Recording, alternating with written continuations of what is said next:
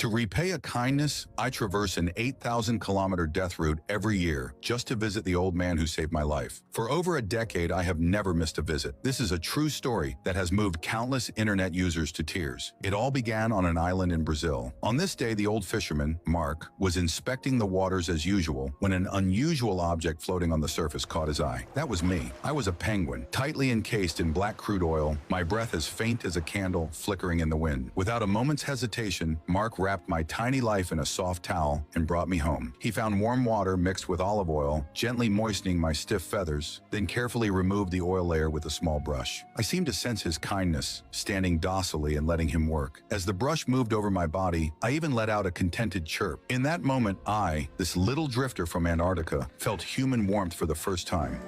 Yeah. Soon his wife, Maria, returned home. Mark froze on the sofa like a child caught misbehaving, afraid she would discover me, his unexpected guest. But the greasy fingerprints on the fridge door and the missing dried fish had already given him away. Just as Mark prepared to explain, a strange sound came from the bathroom. What is that?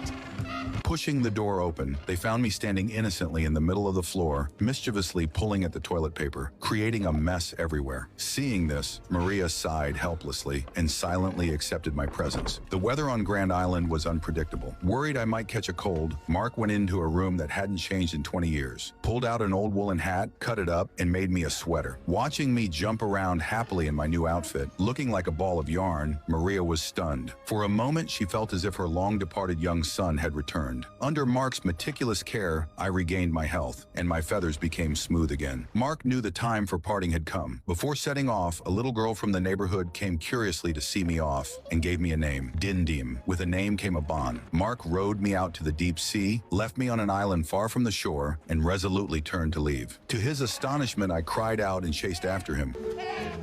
No, you can't come with me. You need to go home. Don't come with me. Even more bizarrely, the next morning, Maria discovered I had found my way back home on my own. I walked into the house familiarly, and seeing the long, absent smile on Mark's face, Maria knew their home couldn't do without me now. From then on, Mark became my designated old dad. While Mark repaired my little nest, I mimicked him by pecking at the wooden stakes, creating a pinging and ponging duet.